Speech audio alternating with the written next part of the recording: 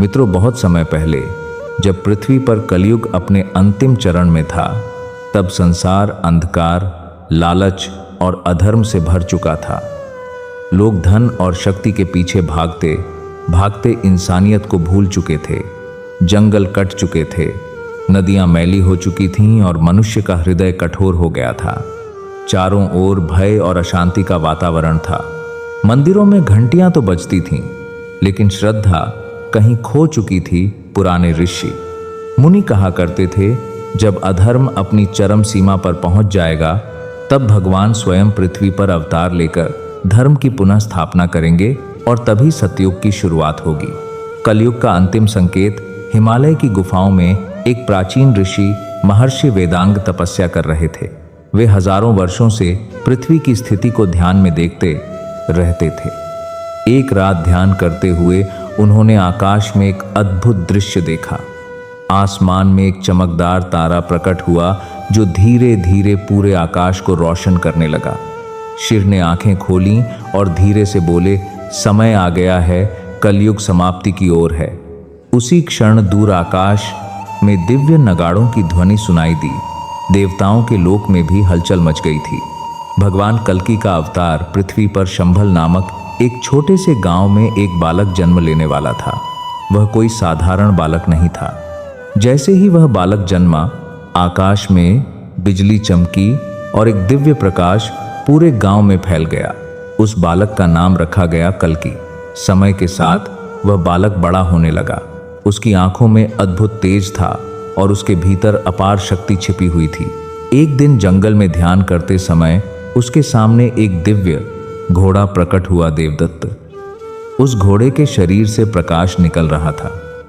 तभी आकाश से एक आवाज आई, हे विष्णु के अवतार, समय आ गया है, पृथ्वी को अधर्म से मुक्त करो। कल्कि ने देवदत्त पर सवार होकर अपनी दिव्य तलवार उठाई। अधर्म के विरुद्ध युद्ध कलयुग के अंतिम वर्षों में पृथ्वी पर दुष्ट राजाओं और अत्याचारी शक्तियों का शासन था। कल्कि ने यात्रा शुरू की। जहां जहां अन्याय होता, वहां वहां वे प्रकट होते। उनकी तलवार से कोई मनुष्य नहीं, बल्कि अधर्म नष्ट होता था। लोगों के हृदय में छिपा लालच, क्रोध और हिंसा धीरे धीरे समाप्त होने लगा। एक रात जब सबसे बड़ा अत्याचारी राजा अपने महल में बैठा था, तभी अचानक बिजली चमकी और महल के द्वार खुल गए। देवदत्त पर सवार कल्कि महल में प्रवेश कर चुके थे। राजा ने डरते हुए पूछा, तुम कौन हो? कल्कि की आवाज गूंज उठी, मैं वही हूं जिसका इंतजार युगों से हो रहा था। मैं धर्म की पुनः स्थापना करने आया हूं। उस रात अधर्म का अंत हो गया। प्रकृति का पुनर्जन्म जैसे कल्कि ने पृथ्वी को अधर्म से मुक्त किया, प्रकृति में भी परिवर्तन आने लगा। सूखी नदियां फिर से बहने लगीं, जंगलों में हरियाली लौट आई, पक्षियों की मधुर आवाजें सुनाई देने लगीं। मानव के हृदय में दया और प्रेम जागने लगा। लोग अब धन के लिए नहीं, बल्कि धर्म और सत्य के लिए जीवन जीने लगे। सतयुग की पहली सुबह फिर वह दिन आया जिसका इंतजार हजारों वर्षों से था। एक सुबह जब सूर्य उगा तो उसकी किरणें पहले से कहीं अधिक उज्जवल थीं। पृथ्वी पर अजीब सी शांति थी। लोगों के मन में कोई भय नहीं था, कोई द्वेष नहीं था। महर्षि वेदांग हिमालय से बाहर आए और आकाश की ओर देखकर मुस्कुराए। उन्होंने कहा, यह सतयुग की पहली सुबह है। अब पृथ्वी पर कोई झूठ नहीं था, कोई अन्याय नहीं था। राजा भी धर्म से शासन करते थे और प्रजा भी सत्य के मार्ग पर चलती थी। मनुष्य और प्रकृति के बीच फिर से संतुलन स्थापित हो गया। नई दुनिया सतयुग में मनुष्य की आयु लंबी हो गई। लोग ध्यान और योग से अपने भीतर की शक्ति को पहचानने लगे। धरती पर ज्ञान का प्रकाश फैल गया। मंदिरों में केवल पूजा नहीं होती थी, बल्कि वहां ज्ञान और करुणा की शिक्षा दी जाती थी। हर व्यक्ति दूसरों की भलाई के लिए जीता था। कहानी का सन, देश समय का चक्र कभी रुकता नहीं। सतयुग, त्रेतायुग, द्वापर युग और कलयुग, ये चारों युग बार बार आते रहते हैं। लेकिन एक बात हमेशा याद रखनी चाहिए, सतयुग केवल समय के बदलने से नहीं आता। सतयुग तब आता है जब मनुष्य के भीतर का अंधकार समाप्त हो जाता है। और शायद यही कारण है कि झारशी कहा करते थे, अगर मनुष्य अपने भीतर सत्य, दया और धर्म को जागृत कर ले तो सतयुग आज भी शुरू हो सकता है। सतयुग की पहली सुबह के बाद पृथ्वी बदल चुकी थी। अब नदियां निर्मल थीं, आकाश स्वच्छ था और हवा में एक दिव्य शांति घुली हुई थी। लोग अब पहले की तरह लालच और क्रोध से नहीं जीते थे। उनके जीवन का उद्देश्य था सत्य, धर्म और करुणा। लेकिन समय के रहस्यों को जानने वाले कुछ महान ऋषि यह समझते थे कि युग बदलने के बाद भी संसार को मार्गदर्शन की आवश्यकता होगी। हिमालय की सबसे ऊंची चोटी पर एक प्राचीन आश्रम था। उस आश्रम में महर्षि वेदांग और कई अन्य महान ऋषि एक सभा में बैठे थे। सभी के चेहरे पर शांति थी, लेकिन उनकी आंखों में एक गहरा विचार चल रहा था। तभी एक युवा ऋषि ने प्रश्न किया, गुरुदेव, अब तो सतयुग शुरू हो चुका है, पृथ्वी पर धर्म स्थापित हो चुका है, फिर भी आप इतने चिंतित क्यों हैं?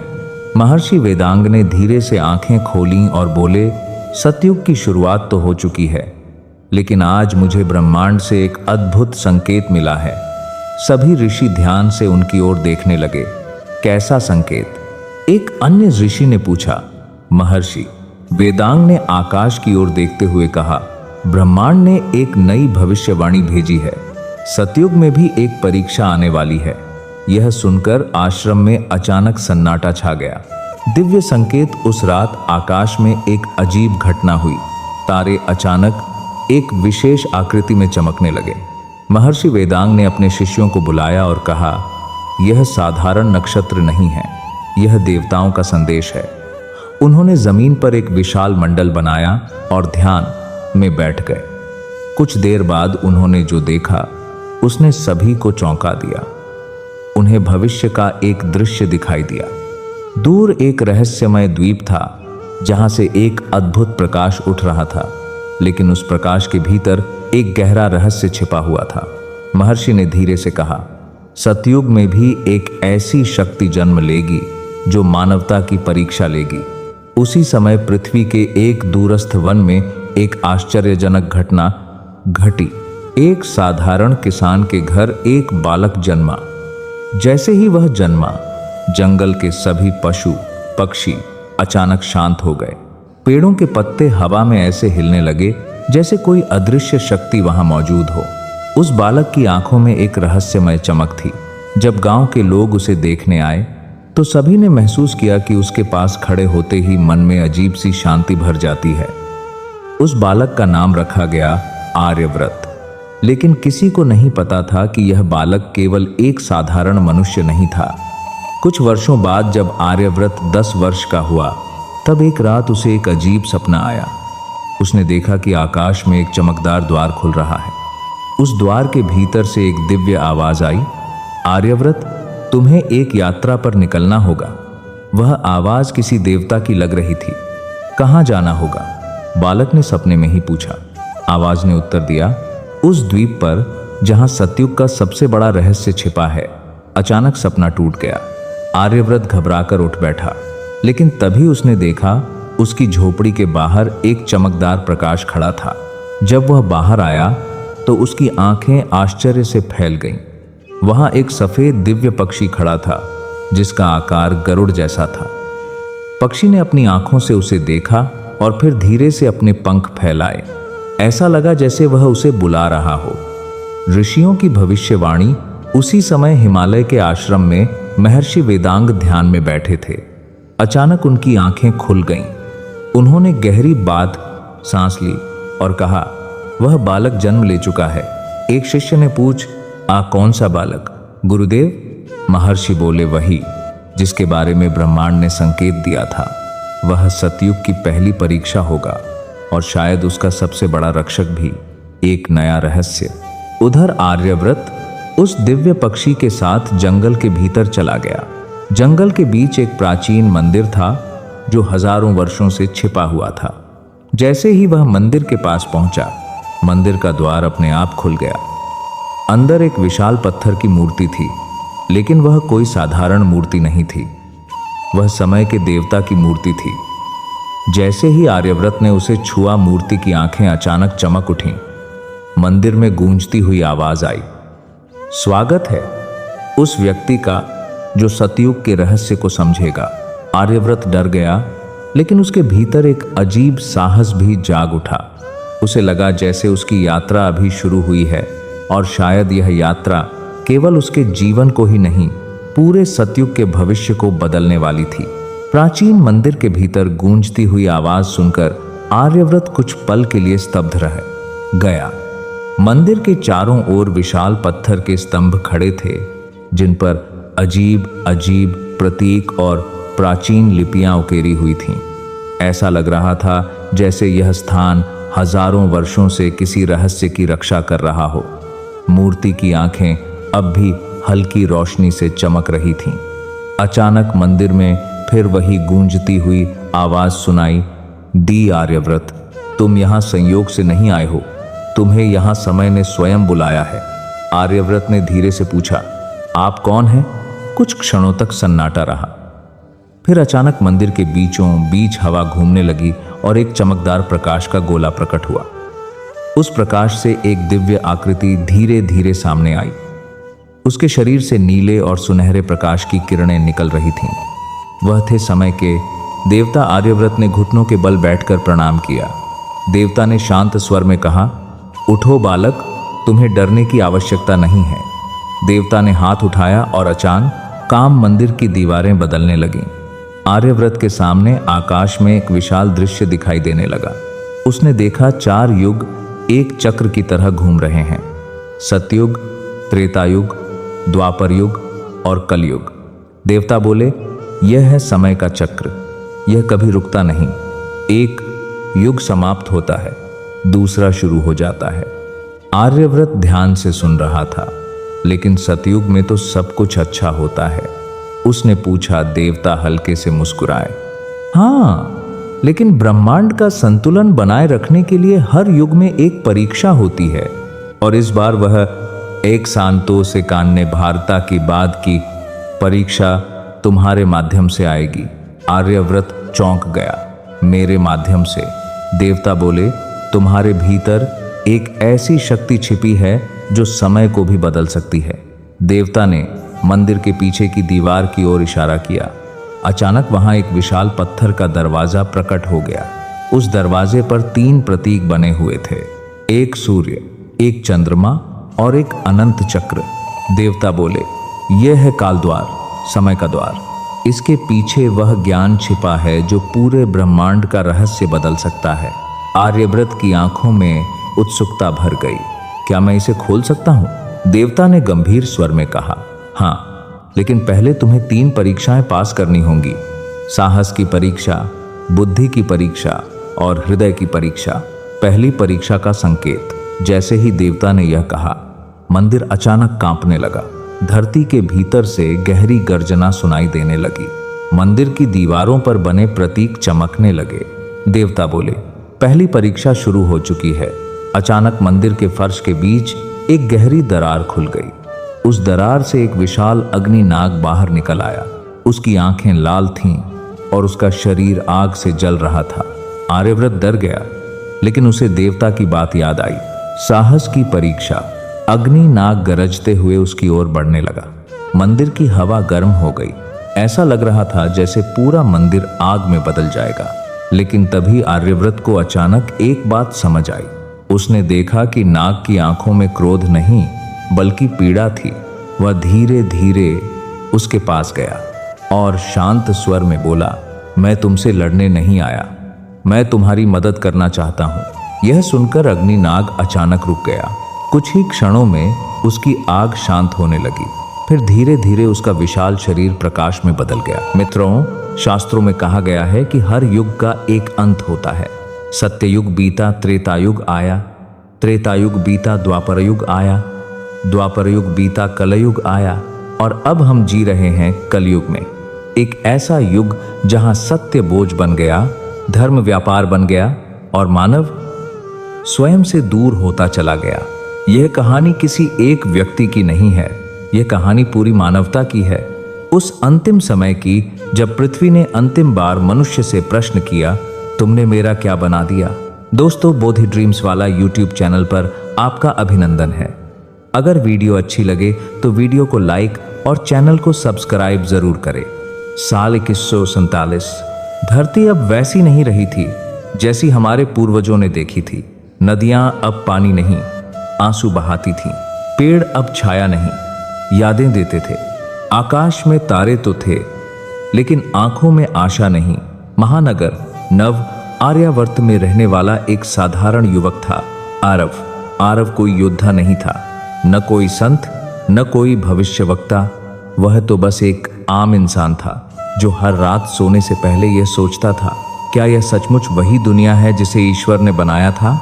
आरव की दादी शारदा देवी घर की सबसे वृद्ध और सबसे शांत आत्मा थी।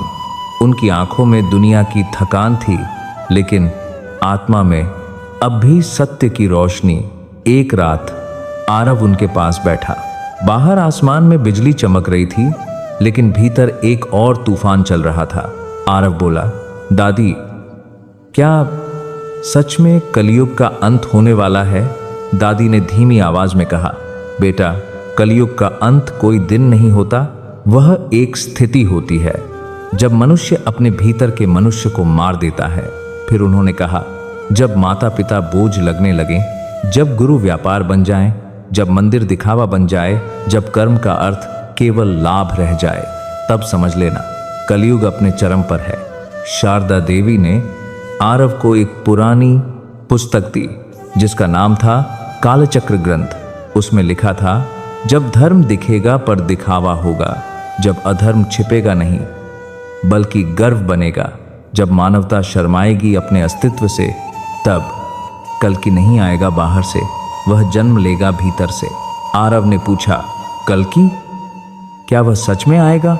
दादी बोली, कल की कोई व्यक्ति नहीं, वह एक चेतना है, और जब यह चेतना करोड़ों दिलों में जागेगी तभी कलयुग का अंत होगा। समाज दो हिस्सों में बंट चुका था। एक ओर थे भोगवादी लोग जो कहते थे, यह जीवन है, जो मिल रहा है जी लो, भविष्य वह तो बस एक भ्रम है। और दूसरी ओर थे शांत साधक जो कहते थे, यदि वर्तमान गलत है तो भविष्य कभी सही नहीं हो सकता। आरव इस बीच फंसा हुआ था। उसका दोस्त कबीर, जो एक टेक्नो वैज्ञानिक था, हमेशा कहता, धर्म एक पुरानी कहानी है, अब विज्ञान ही ईश्वर है। लेकिन उसी रात कबीर की बहन, जो एक नर्स थी, एक अनाथ बच्चे को गोद में लिए रो रही थी। आरव ने पूछा, क्या हुआ? उसने कहा, उस बच्चे के माता पिता युद्ध में मारे गए और वह बच्चा पूछ रहा था, मेरे भगवान कहाँ थे? कबीर चुप था। धरती पर अब कोई राजा नहीं था, लेकिन हर इंसान एक न्यायाधीश बन चुका था, दूसरों के लिए, लेकिन अपने लिए कोई न्याय नहीं। आरव ने एक बूढ़े भिक्षु को देखा जो सड़क किनारे बैठा मुस्कुरा रहा था। आरव ने पूछा, आप मुस्कुरा क्यों रहे हैं बाबा? भिक्षु बोले, क्योंकि लोग समझते हैं कि भगवान सो गया है, लेकिन भगवान नहीं सोया, मनुष्य जागना भूल गया है। फिर उन्होंने कहा, बेटा, कर्म का न्याय अदालतों में नहीं, आत्मा में होता है, और जब आत्मा थक जाती है तो युग बदल जाते हैं। अब प्रकृति भी चुप नहीं थी। भूकंप आए, बाढ़ आई, सूखा पड़ा, महामारी फैली, लेकिन इंसान बोला, यह तो केवल प्राकृतिक प्रक्रिया है। कोई यह नहीं बोला, यह प्रकृति की पुकार है। एक दिन नव आर्यावर्त का विशाल बांध टूट गया, हजारों लोग बह गए। आरव भी घायल हो गया। अस्पताल में जब वह अचेत था, उसने एक सपना देखा, एक विशाल शून्य, और उस शून्य में एक आवाज, क्या तुमने मेरी पीड़ा सुनी? आरव बोला, कौन हो तुम? आवाज बोली, मैं वही हूं जिसे तुम धरती कहते हो। धरती बोली, मैंने तुम्हें सब दिया, जल दिया, वायु दी, अन्न दिया, आश्रय दिया, लेकिन तुमने मुझे बदले में क्या दिया? प्रदूषण, युद्ध, घृणा और विस्मृति। आरव की आंखों से आंसू बहने लगे। धरती ने कहा, मैं तुम्हें दंड नहीं देना चाहती, मैं तुम्हें जगाना चाहती हूं। आरव जागा। उसने अस्पताल में अपनी आंखें खोली और उसी पल उसने एक निर्णय लिया, अब मैं केवल अपने लिए नहीं जीऊंगा। उसने छोटे स्तर से शुरुआत की, पेड़ लगाए, नदियों की सफाई में जुड़ा, अनाथ बच्चों को पढ़ाने लगा, बुजुर्गों के साथ समय बिताने लगा। लोग हंसे, क्या फर्क पड़ता है, एक आदमी से दुनिया नहीं बदलती। आरव मुस्कुराया, शायद दुनिया नहीं, लेकिन एक दिल तो बदल सकता है। धीरे धीरे आरव की सोच वायरल होने लगी, लेकिन सोशल मीडिया पर नहीं, दिलों में। एक माँ ने अपने बेटे से कहा, बेटा, पैसा जरूरी है, लेकिन इंसान बनना उससे ज्यादा जरूरी है। एक शिक्षक ने कहा, परीक्षा पास करना लक्ष्य नहीं, चरित्र पास करना लक्ष्य है। एक सैनिक ने कहा, दुश्मन को मारना वीरता नहीं, घृणा को मारना वीरता है। यह कोई आंदोलन नहीं था, यह कोई संगठन नहीं था, यह कोई धर्म नहीं था, यह थी जागती हुई चेतना। एक रात आकाश में एक अद्भुत घटना हुई। तारे एक विशेष आकृति में चमके। लोगों ने इसे खगोलीय घटना कहा, साधुओं ने इसे दिव्य संकेत कहा। शारदा देवी ने आरव से कहा, बेटा, यह वही संकेत है जिसका उल्लेख ग्रंथों में है। आरव बोला, क्या कल्कि आ रहे हैं? दादी मुस्कुराईं, कल्कि आ चुका है, लेकिन वह घोड़े पर नहीं, वह मानव हृदय पर सवार है। लेकिन हर युग परिवर्तन से पहले एक अंतिम परीक्षा होती है, और यह परीक्षा थी लोभ बनाम त्याग, घृणा बनाम करुणा, अहंकार बनाम आत्मज्ञान। एक वैश्विक संकट आया, भोजन की भारी कमी, देशों ने सीमाएं बंद कर दी, लोगों ने भंडारण शुरू किया, धनी और धानी होते गए, गरीब और भूखे। आरव ने अपनी सारी संपत्ति बांट दी। किसी ने पूछा, अगर कल तुम्हारे पास कुछ न रहे तो? आरव बोला, तो शायद मेरे पास वो होगा जो आज दुनिया के पास नहीं, शांति। एक रात आकाश लाल हो गया, लोग डर गए। कुछ लोग बोले, प्रलय आ रहा है, कुछ लोग बोले, यह अंत है। लेकिन आरव ने कहा, यह अंत नहीं, यह शुद्धि है। भूकंप नहीं आया, आग नहीं गिरी, जल नहीं बहा, बल्कि मानवता बहने लगी। लोग रोने लगे, अपने पापों पर नहीं, अपनी भूल पर। माँ बाप को गले लगाने लगे, शत्रु मित्र बनने लगे, धर्म दीवार नहीं पुल बनने लगे। शारदा देवी ने अंतिम सांस ली, लेकिन जाते जाते उन्होंने कहा, बेटा, कलयुग का अंत तलवार से नहीं, सत्य से होता है। और उसी क्षण आरव ने आकाश की ओर देखा। कोई देवता नहीं उतरा, कोई घोड़ा नहीं आया, कोई शंख नहीं बजा, लेकिन हर दिल में एक आवाज गूंजी, अब तुम जाग चुके हो। और यही था कलयुग का अंत। कुछ वर्षों बाद दुनिया बदली हुई थी। अब मंदिरों में भीड़ नहीं, चरित्र था। अब स्कूलों में केवल अंक नहीं, आदर्श पढ़ाए जाते थे। अब सरकारें केवल शासन नहीं, सेवा करती थीं। आरव अब बूढ़ा हो चुका था। एक बच्चा उससे पूछता है, दादाजी, क्या आपने कलयुग का अंत देखा था? आरव मुस्कुराकर कहता है, नहीं बेटा, मैंने मनुष्य का जागना देखा था, और वही सबसे बड़ा चमत्कार होता है। मित्रों, कलयुग का अंत कोई भविष्य की घटना नहीं, वह एक वर्तमान निर्णय है। जब आप सत्य चुनते हैं, जब आप करुणा चुनते हैं, जब आप अहंकार छोड़ते हैं, तब आप हर दिन कलयुग का अंत करते हैं। और यही है नए युग की शुरुआत। कलयुग के अंत के बाद पहली सुबह। आकाश वैसा ही था, सूरज वैसा ही था, हवा वैसी ही थी, लेकिन मनुष्य वैसा नहीं रहा था।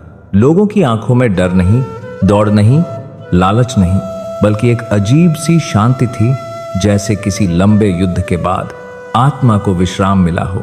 आरव उस सुबह बहुत देर तक छत पर खड़ा रहा। वह देख रहा था लोगों को एक दूसरे को मुस्कुराते हुए, बिना किसी कारण के। उसने अपने मन में कहा, तो यही है नया युग, बिना किसी शोर के, बिना किसी देवदूत के, बस बिना घृणा के। लेकिन परिवर्तन एक दिन में पूर्ण नहीं होता। कुछ लोग अब भी पुराने युग की आदतें ढो रहे थे, डर, संदेह, स्वार्थ। एक व्यापारी ने अपने नौकर से कहा, अब भी मैं मालिक हूं। नौकर ने शांत स्वर में उत्तर दिया, हाँ, लेकिन अब आप मनुष्य भी हैं। व्यापारी चुप हो गया। यह नया युग किसी क्रांति से नहीं आया था, बल्कि नम्रता से आया था। शारदा देवी की स्मृति में एक छोटा सा आश्रम बना, लेकिन वह ईंट पत्थर का नहीं, संकल्प और सेवा का था। आरव हर शाम वहां बच्चों को पढ़ाने जाता था। एक बच्ची ने उससे पूछा, दादाजी, क्या अब बुरे लोग नहीं होंगे? आरव मुस्कुराया, बुरे लोग नहीं होंगे बेटा, लेकिन बुरी सोच अब टिक नहीं पाएगी। फिर उसने वही वाक्य दोहराया जो शारदा देवी ने कहा था, अंत नहीं हुआ था युग का, जागरण हुआ था मनुष्य का। धरती भी बदलने लगी थी, सूखी नदियां धीरे धीरे बहने लगी, जंगल फिर से हरे होने लगे, पक्षी लौट आए। वैज्ञानिक बोले यह एक प्राकृतिक पुनर्संतुलन है। संत बोले यह पृथ्वी की मुस्कान है। आरव ने दोनों की बातों को जोड़ते हुए कहा, जब मनुष्य बदलता है तो प्रकृति सांस लेती है। पहले न्याय मतलब था सजा, अब न्याय मतलब था सुधार। कारागार अब सुधार गृह बन चुके थे, दंड अब शिक्षा बन चुके थे। एक कैदी ने आरव से कहा, पहले मैं सजा काट रहा था, अब मैं अपने अंदर के अपराध को छोड़ रहा हूं। आरव ने उत्तर दिया, यही है सच्चा न्याय, दंड नहीं दिशा। लेकिन एक नई समस्या उभरने लगी। लोगों को अब भोजन की नहीं, पैसे की नहीं, सत्ता की नहीं, अर्थ की भूख लगने लगी। लोग पूछने लगे, अब हमें जीना क्यों है, हमारा उद्देश्य क्या है, सुख के बाद अगला कदम क्या है। आरव समझ गया, नया युग केवल नैतिक नहीं, आध्यात्मिक भी होना चाहिए। आरव ने एक अनोखी परंपरा शुरू की। हर रविवार पूरी दुनिया में 1 घंटे का मौन, न कोई भाषण, न कोई मोबाइल, न कोई प्रचार, बस अपने भीतर सुनना। पहले लोग हंसे, फिर लोग रुके, फिर लोग झुके और अंत में लोग जागे। एक वृद्ध महिला बोली, पहली बार मैंने अपनी आत्मा की आवाज सुनी है। नया युग आया था, लेकिन उसका भविष्य नई पीढ़ी के हाथों में था।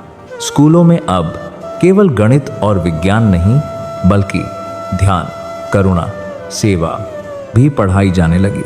एक किशोर ने अपने शिक्षक से पूछा, सर, अगर दुनिया इतनी अच्छी हो गई है तो हमें संघर्ष क्यों सिखाया जा रहा है?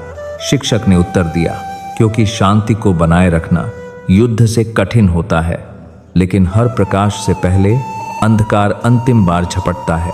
कुछ शक्तियां जो पुराने युग से जुड़ी थीं, अहंकार, लोभ, सत्ता, लालसा, उन्होंने वापसी की कोशिश की।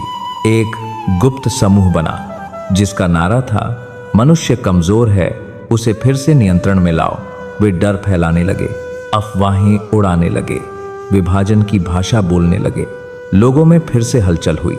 आरव ने यह देखा और कहा, यह अंतिम परीक्षा है।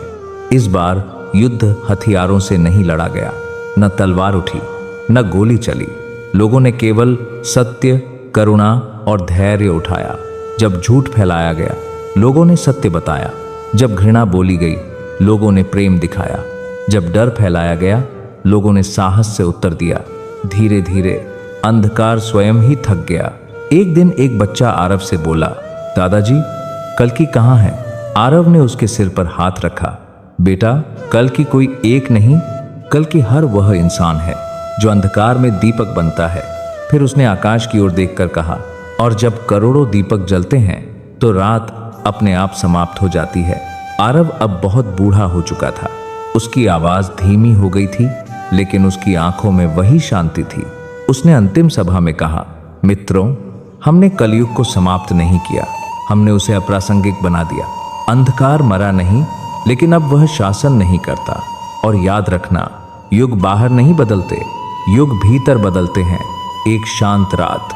आरव ने अपनी आंखें बंद की और मुस्कुराया। उसने कोई शोर नहीं किया, कोई घोषणा नहीं की, कोई विदाई नहीं ली, लेकिन पूरी दुनिया को ऐसा लगा जैसे किसी ने हवा में एक दीपक जला दिया हो और उस दीपक की रोशनी हर दिल में उतर गई। मित्रों, नया युग कोई स्वर्ग नहीं, वह एक जिम्मेदारी है। कलयुग का अंत केवल शुरुआत थी, असल परीक्षा तो अब है। सत्य को बनाए रखना, करुणा को जीवित रखना और अहंकार को मरने न देना। यदि आप हर दिन एक इंसान को दुख से बाहर निकालते हैं तो आप हर दिन एक युग बदलते हैं।